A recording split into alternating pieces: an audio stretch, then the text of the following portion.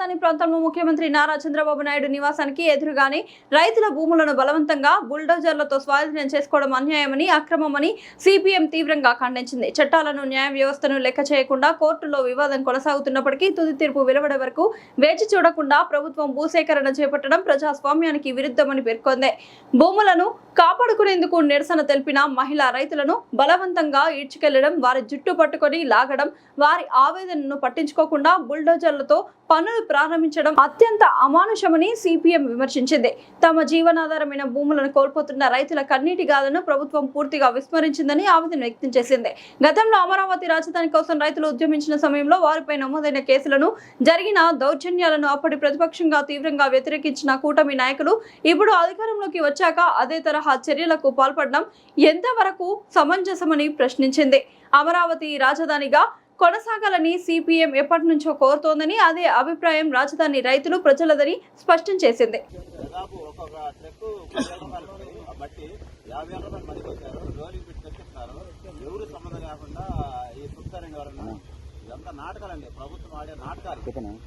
ఇది అసలు మేము ముందు మలిస్తే సార్ ఎస్ఐ గారు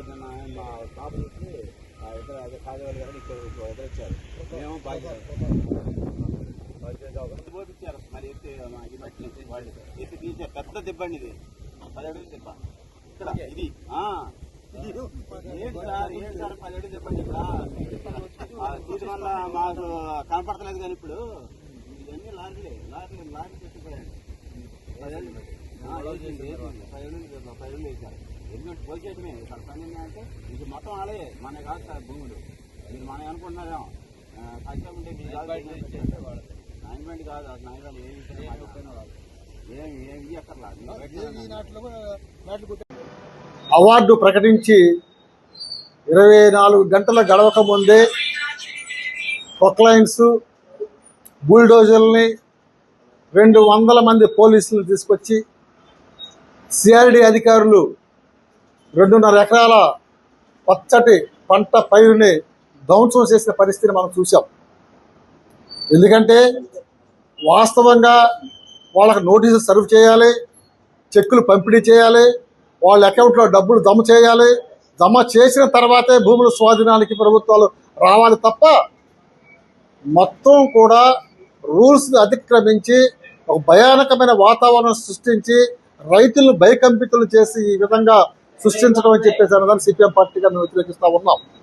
అంతేకాదు 9(3) ఇచ్చి సీడ్ యాక్సెస్ రోడ్డుకి మేము అనుకూలం, రోడ్డుకి ఇస్తామని చెప్పేసి సుమారు 20 మంది రైతులు 10 ఎకరాల దాకా 9(3) ఫారాలు ఇస్తే ఆ 9(3) ఫారాలు ఇచ్చిన వాళ్ళ దాంట్లో కూడా రైతులు లేకుండా అర్ధరాత్రి ఆ భూముల్ని స్వాధీనం చేసుకోవటానికి పక్కన పెట్టి ఆ పంటని మొత్తం కూడా ధ్వంసం చేయడానికి మేము తీవ్రంగా ఖండిస్తూ ఉన్నాం.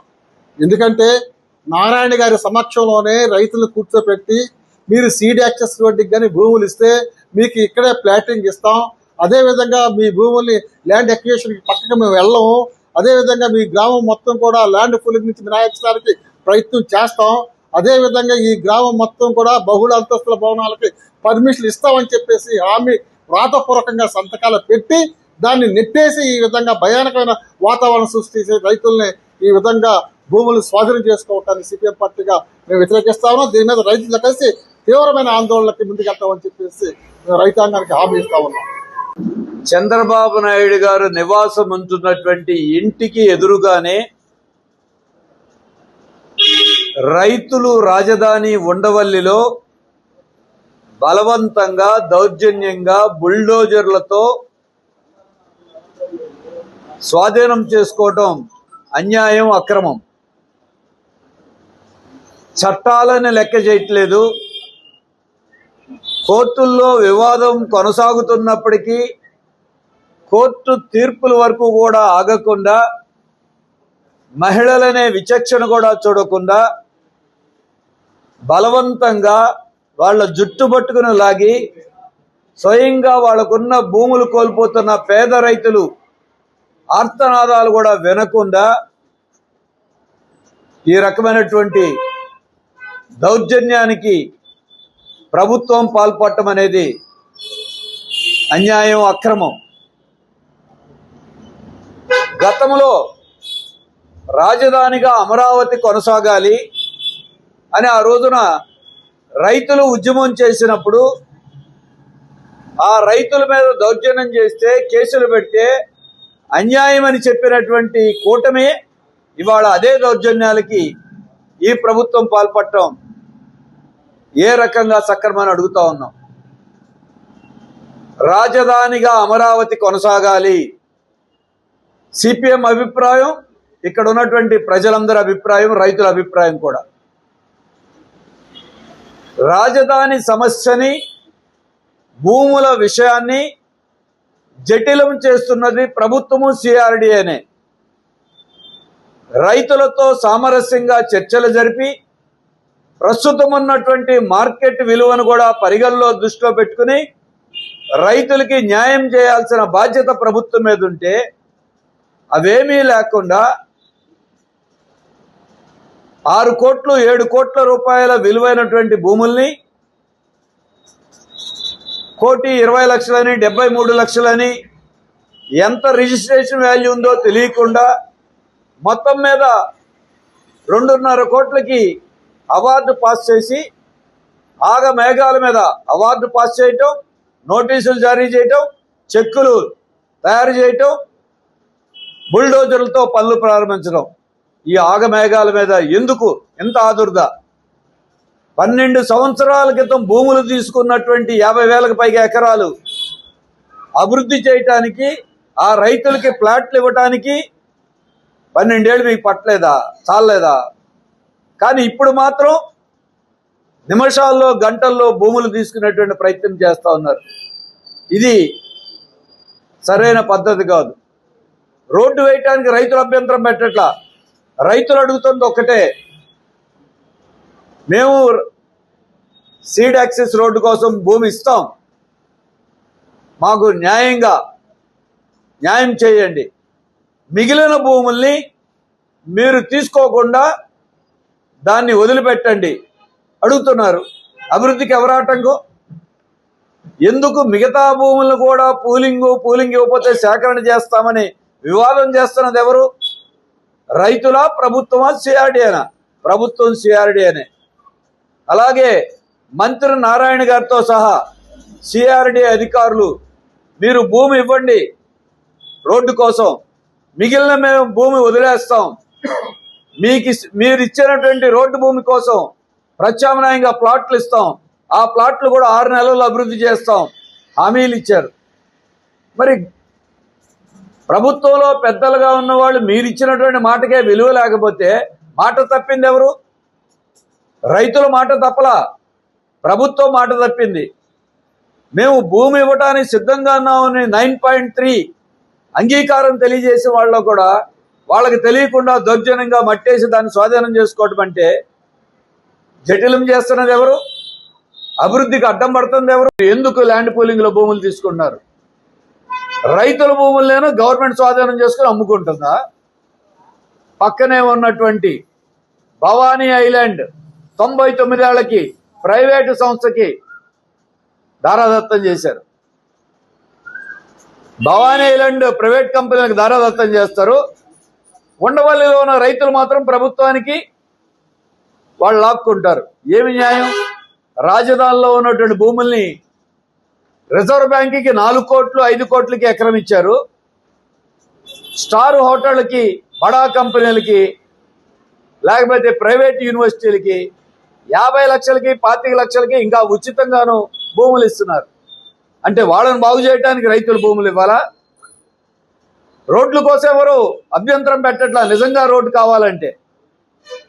దీన్ని బడా సంస్థలకి నేతలు బాగు చేయటం కోసం రైతుల్ని వాళ్ళ ప్రయోజనాలు బలి చేయొద్దు. ఇప్పటికైనా సరే ప్రభుత్వం దౌర్జన్యం ఆపండి, బలవంతపు భూసేకరణ ఆపండి, రైతులతో చర్చలు జరపండి, వాళ్ళకి న్యాయమైన పరిహారం ఇవ్వండి, అవసరం లేని భూమిని పూలింగ్ నుంచి మినహాయించండి, తీసుకున్న భూముల్ని ముందు అభివృద్ధి చేసి రైతులకి ప్లాట్లు ఇవ్వండి. పూలింగ్ చట్టంలో రైతులు, కూలీలు, పేదవాళ్ళకి అందరికీ ఇచ్చిన హామీలు అమలు చేయటం మీద దృష్టి పెట్టండి. రైతులకు అండగా సిపిఎం గతంలో పోరాడాం, ఇప్పుడు కూడా పోరాడతాం. రాజధానిగా అమరావతి కొనసాగాలి, అభివృద్ధి చెందాలి. ఈ రాజధాని ఫలాలు రాజధాని అభివృద్ధి ఫలితాలు ఇక్కడ ఉన్నటువంటి రైతులు, కూలీలు, ప్రజలకు దక్కాలి, రాష్ట్ర ప్రజలకు దక్కాలి. అందుకోసమే ఈ రైతుల మీద జరిగే దౌర్జన్యాన్ని ఖండిస్తూ వారికి అండగా నిలబడతాం. భూసేకరణ బలవంతంగా ఆపండి అని మేము మరోసారి విజ్ఞప్తి చేస్తాం. సహకరించడానికి సిద్ధంగా ఉన్న దౌర్జన్యంగాను అమానుషంగా వ్యవహరిస్తున్నటువంటి ప్రభుత్వమే. అందుకే ఇప్పటికైనా సరే మీరు ఉండవల్లైనా, పెనుమాకైనా, రాజధానిలో ఎక్కడైనా అభివృద్ధి కోసం, రోడ్ల కోసం అవసరమైతే భూములు ఇవ్వడానికి వారు సిద్ధంగా ఉన్నప్పుడు చర్చలు జరపండి, న్యాయంగా వాళ్ళకి పరిహారం చెల్లించండి. అలాగే మిగిలిన భూములు, అవసరం లేని భూముల్ని వదిలిపెట్టండి. అంతేగాని ఇప్పుడు మిగతా భూములు లాక్కోవటానికి ఆ రోడ్డని, ఈ రోడ్డని, ఆ వాగని, ఈ వాగని, ఈ అభివృద్ధి అని, ఆ అభివృద్ధి అని ఏదో ఒకటి సృష్టించి మీరు జటిలం చేసే పనులు చేస్తున్నారు. మేము అడుగుతున్నాం, ఈ రోజున గతంలో చంద్రబాబు నాయుడు గారే అమరావతి రైతుల మీద దౌర్జన్యం చెల్లదు అని చెప్పి ఆ రోజున మీరు మాట్లాడారు, ఉద్యమాలు చేశారు. మా గవర్నమెంట్ వస్తే రైతులందరికీ స్వేచ్ఛనిస్తాం, కేసులు ఎత్తేస్తాం అన్నారు. ఇప్పుడు మీరేం చేస్తున్నారు? అదే దారిలో మీరు ప్రయాణం చేస్తా ఉన్నారు. ఇక్కడ ఇదొక రాజకీయ పార్టీల సమస్య కాదు. కొన్ని రాజకీయ పార్టీల మధ్య వివాదాలు రాజకీయంగా తెలుసుకోండి, కానీ రైతుల్ని బలి చేయబాకండి, అమరావతి ప్రజల్ని బలి చేయబాకండి. అలాగే మేము అడుగుతున్నాం, మంగళగిరి నియోజకవర్గ శాసనసభ్యులు లోకేష్ గారు స్వయంగా మంత్రి, ఆయన ఈ నియోజకవర్గ ఎమ్మెల్యే, 90,000కు పైగా మెజారిటీతో ఇక్కడ ఉన్న ప్రజలు గెలిపించారు నమ్మకంతో. రాజధాని రైతులతో ఒక నిమిషం మాట్లాడే తీరిక మీకు లేదా? అపాయింట్మెంట్ ఎందుకు ఇవ్వరు? ఎందుకు వాళ్ళని పిలిపించి మాట్లాడరు? మీరు కొరియా వాళ్ళతో మాట్లాడతారు, పెట్టుబడిదారులతో, రష్యా పెట్టుబడిదారులతో మాట్లాడతారు, సింగపూర్లో పెట్టుబడిదారులతో మాట్లాడతారు, ఈ దేశంలో ఉన్నటువంటి ఢిల్లీలోకి వెళ్ళి పారిశ్రామికవేత్తల సమావేశంలో మాట్లాడతారు. మీ నియోజకవర్గంలో ఉన్నటువంటి అమరావతి వాసులతో మాట్లాడటానికి మీకు తీరిక లేదా? మీ బాధ్యత కాదా? మీ ఇంటి ముందే, ఎక్కడో లేరు, మీ ఇంటి ముందే ఈ ఘోరం జరుగుతూ ఉంది. ముఖ్యమంత్రి గారి ఇంటి ముందు, లోకేష్ గారి ఇంటి ముందే ఈ అన్యాయం జరుగుతూ ఉంటే నియోజకవర్గంగా ఉన్నటువంటి ఒక ఎమ్మెల్యేగా తప్పో ఒప్పో మాట్లాడి ఎందుకు పరిష్కారం చేయరు? మరి ఈ విషయంలో లోకేష్ గారు కూడా చూడాలి. జనసేన పవన్ కళ్యాణ్ గారు గతంలో వచ్చి ఉండవల్లి, పెనువాగులో భూములు బలవంతంగా తీసుకుంటే మేము అంగీకరించేదే లేదన్నారు. ఇవాళ ఎందుకని? పోనీ పవన్ కళ్యాణ్ గారు ఆసుపత్రిలో ఉన్నారు, జనసేన పార్టీ ఉంది కదా, జనసేన పార్టీ ఎందుకు స్పందించదు? బలవంతపు భూసేకరణ, బలవంతంగా భూములు లాక్కునే దాని మీద మీరు ఎందుకు ఇవాళ మాట్లాడరు? అందుకే ఈ రోజున ప్రతి ఒక్కళ్ళు ఇది గమనించాల్సింది, రాజకీయ పార్టీల సమస్య కాదు. రాజకీయ పార్టీలు స్పందిస్తాయి, మాట్లాడతాయి, రైతులకు అండగా నిలబడతాయి, కానీ ఇది రైతుల సమస్య, రాజధానిలో ఉన్నటువంటి న్యాయంగా ఉన్నటువంటి ప్రజల సమస్య. ఇప్పుడు గతంలో ఉన్న 50,000 ఎకరాలనే మీరు ఇంతవరకు అభివృద్ధి చేయకుండా మరో దశ, రెండో దశ ల్యాండ్ పూలింగ్ అన్నారు. ఈ ప్రభుత్వానికి భూదాహం పట్టుకుంది. మళ్ళీ 1,43,000 ఎకరాల భూములు స్వాధీనం 43 గ్రామాల్లో, ఉన్నదానికి దిక్కు లేదు.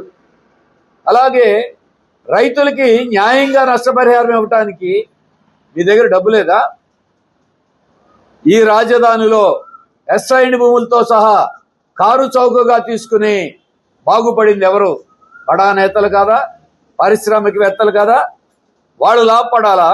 ఇక్కడున్న రైతులు నష్టపోవాలా? ఇదే కాదు, కాంట్రాక్టర్లైన బడా సంస్థలకి అడ్వాన్స్ మొబిలైజేషన్లు ఇచ్చారు. ఎక్సెస్గా వాళ్ళు టెండర్లు వేస్తే వాళ్ళకి అంచనాలు పెంచేసి మరి వాళ్ళకి దోచిపెడుతున్నారే. అక్కడ డబ్బులు ఉన్నాయా? వేల కోట్ల రూపాయలు, 1,00,000 కోట్లు ఖర్చు పెడతా ఉన్నారు. రైతులకు ఇవ్వడానికి డబ్బు లేదా న్యాయంగా? మరి ఇవాళ వీటన్నిటికీ కూడా రాజధాని అంటే కాంట్రాక్టర్లకి, నాయకులకి, బడా కంపెనీలు దోచుకోవటానికేనా?